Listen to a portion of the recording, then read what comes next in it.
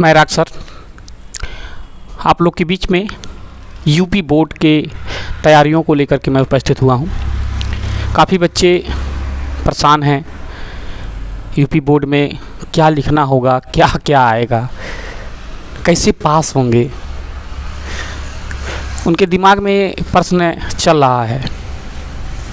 और साथियों, जैसे कि आप लोग भी डर रहे हैं कि यूपी बोर्ड में कैसे जाएंगे, क्या करेंगे, क्या लिखेंगे, पता नहीं क्या आएगा, इत्यादि इत्यादि प्रश्न जिस तरह से आपके मन में उठ रही है, मुझे भी उठता था। क्योंकि मैं भी जब पढ़ाई कर रहा था और जब यूपी बोर्ड का दिन जैसे जैसे नज़दीक आता जा रहा था, तैसे तैसे दिल की बेचैनी बढ़ती जाती थी।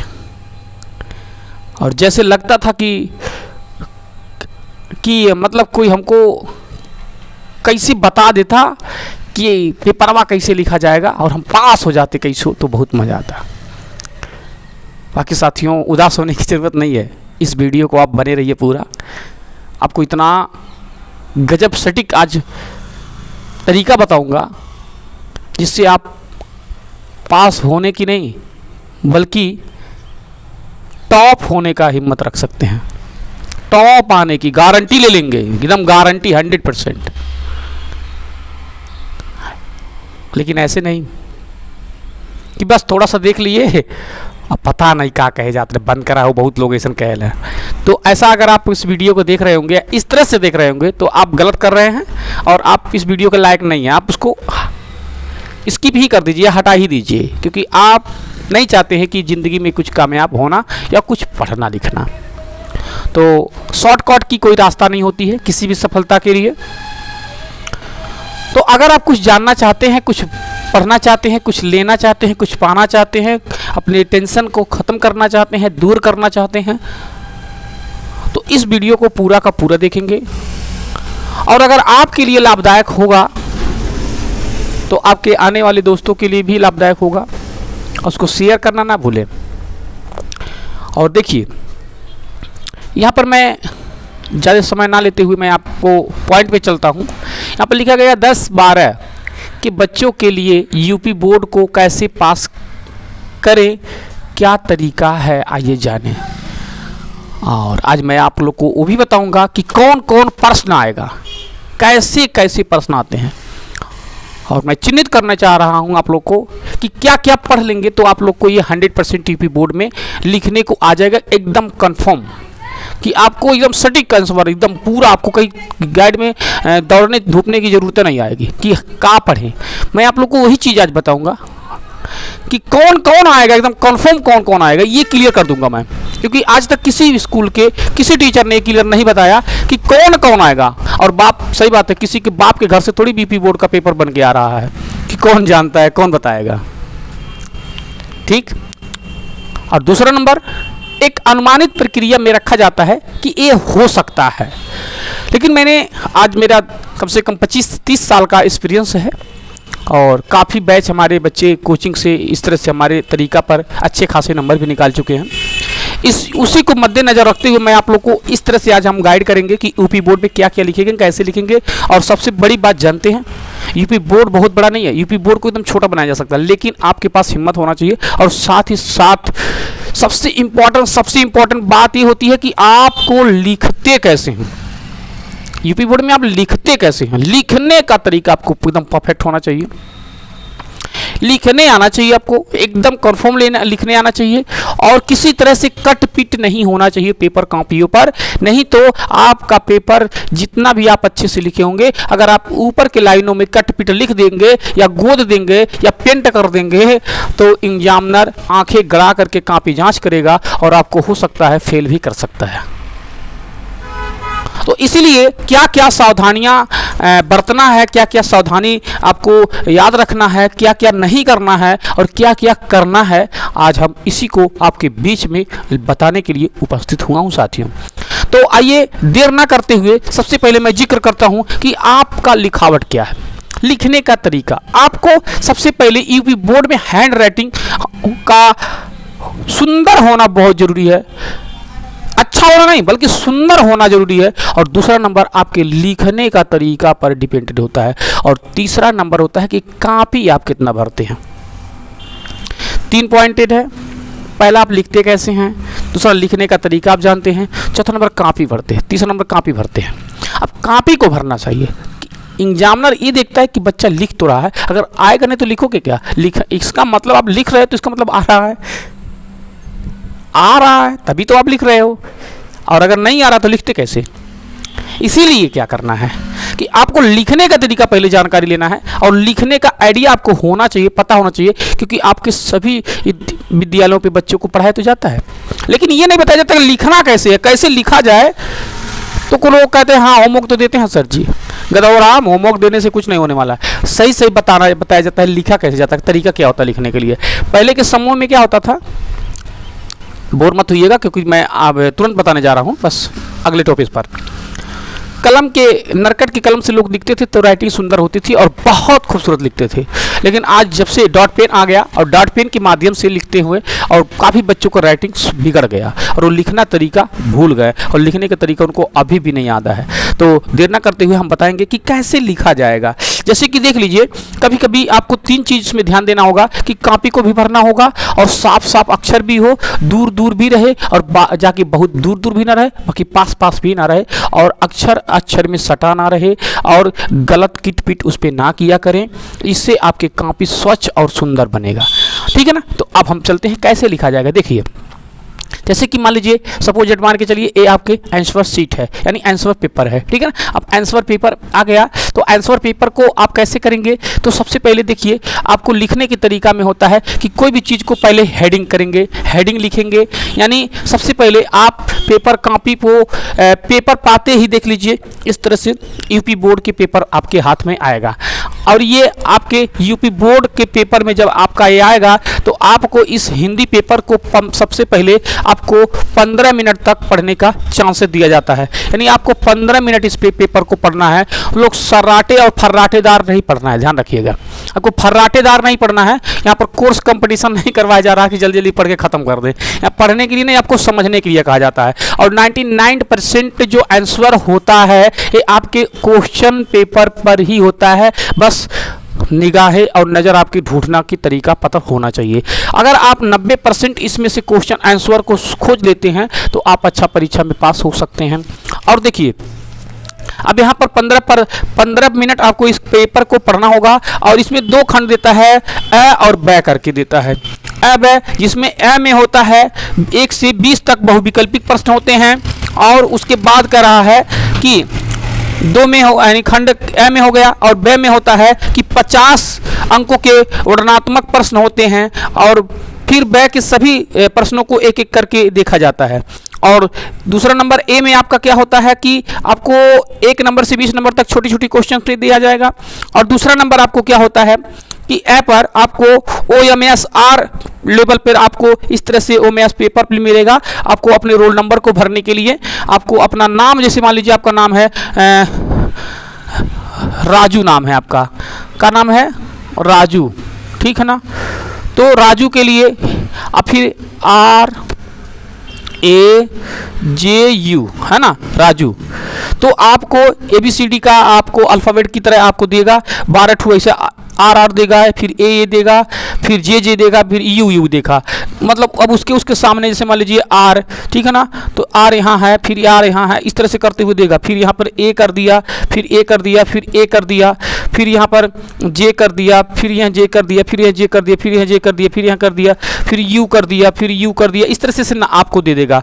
तो आपको क्या करना होता है, मतलब हम इस तरह से आपको समझने के लिए बता रहे हैं। आपको इस तरह से ड्राइंग कर देना है RAJU, राजू, इस तरह से हो जाएगा। लेकिन अब कभी कभी ऐसा भी होता है कि और अक्षरों को इसी को OMSR नाम से दिया जाता है, इसी को आपको भरना होगा सबसे फर्स्ट पॉइंट पे। उसके बाद आपका रोल नंबर, एक टीचर आएगा आपको क्वेश्चन पेपर देगा, और उसके बाद उसको आप पढ़ना शुरू करेंगे और 15 मिनट तक उस क्वेश्चन को पढ़ेंगे। इसलिए नहीं पढ़ा जाता है कि हमको पढ़ने नहीं आता, इसलिए पढ़ा जाता है कि उसमें क्या क्या आपको सबसे फर्स्ट पर आ रहा है।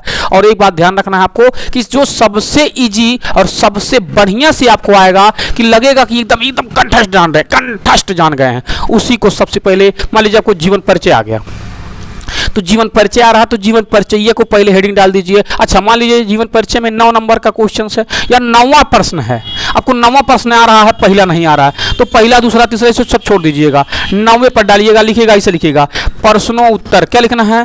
प्रश्नों उत्तर। इस तरह से लिखेंगे प्रश्नों उत्तर का 9वां का क जो भी होगा इस तरह से आपको लिखना होगा, ठीक है ना। ऐसा नहीं लिखिएगा प्रश्न अलगे और उत्तर अलगे, ऐसा कभी नहीं करिएगा, नहीं तो एग्जामिनर आपको प्रश्न को मतलब एकदम काट देगा, गलत कर देगा, ठीक है ना। ऐसा नहीं लिखना है, आपको लिखना है प्रश्नों उत्तर, मतलब प्रश्नों का हम उत्तर आपको इस कॉपी पर देने जा रहे हैं। इससे एग्जामिनर जो होगा सेटिस्फाई हो जाएगा कि बच्चा हमको ये कहना चाह रहा है कि हम 9वें प्रश्न का कैवा का उत्तर दे रहा है और उत्तर खाली जांच करेगा, न कि प्रश्न को पढ़ेगा, ठीक है ना। अगर मान लीजिए आपको 29वां या 20वां कोई भी आ रहा है तो आप इसी तरह से लिखेंगे प्रश्नों उत्तर और नंबर डाल देंगे ये, ठीक है ना। तो इस तरह से आपको पहले नंबर पे मान लीजिए जीवन परिचय आ गया तो आपको सुंदर सुंदर लिखना है जीवन परिचय, जीवन परिचय, ठीक है ना। इस तरह से नमस्ते जीवन परिचय आपको इस तरह से लिखना होगा। और जीवन परिचय आप अगर इस तरह से लिखेंगे तो आपको हेडिंग पे अब देख लीजिए, जैसे कि मान लीजिए मैं यहाँ पर आपको हेडिंग पर थोड़ा सा हल्का से वो प्रकाश डाल रहा हूँ, जैसे देख लीजिए लिखेंगे जीवन परिचय, जीवन, ठीक है ना, जीवन परिचय, जीवन परिचय। अब यहाँ पर आप हेडिंग डाल दिए। अब आप ध्यान रखिएगा, अगर आपको इच्छा कर रहा है, अगर आप सुंदर सुंदर लिख रहे हैं तो आप यहाँ से लिख सकते हैं, जैसे कि हम कह रहे हैं जय शंकर प्रसाद जी का, लिखेंगे जय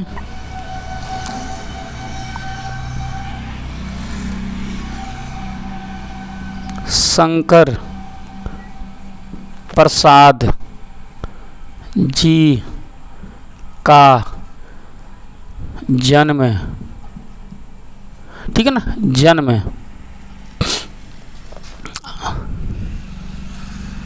जन्म सन डॉट डॉट डॉट जो भी आपको याद होगा वो लिखेंगे, ठीक है ना। अच्छा, इस तरह से आपको लिखना शुरू कर दीजिएगा। और सुनिएगा, जब आप इस चीज को लिखिएगा ना तो आप इतना डिस्टेंस क्लियर करिएगा ताकि अक्षर जो है एक दूसरे पर सटे ना रहे, साफ साफ दिखे। जैसे कि मैं आपको यहाँ पर एक लाइन दूसरी कुछ वाक्य लिख करके मैं आपको समझा रहा हूँ। जैसे कि मान लीजिए एक गांव में एक किसान रहता था, मैं इस कहानी को आपको यहाँ पर लिख करके थोड़ा सा बताऊंगा। जैसे कि देख लीजिए, एक गांव में एक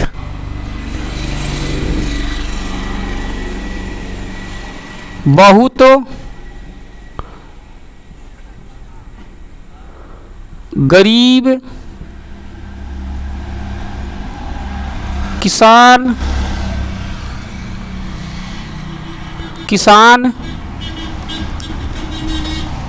रहता था, ठीक है ना।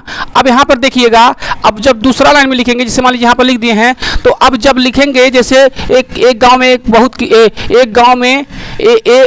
एक गांव में एक बहुत गरीब किसान रहता था, तो अब देखेंगे इस बीच बीच में आपको डिस्टेंस और दूरियां छुटी हुई है।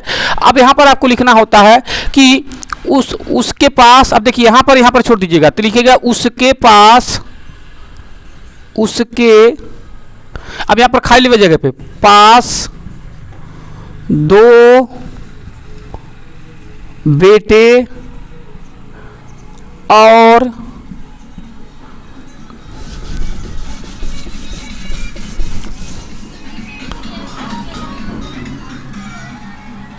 और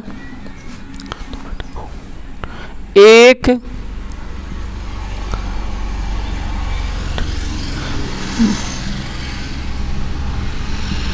बेटी थी, वह बहुत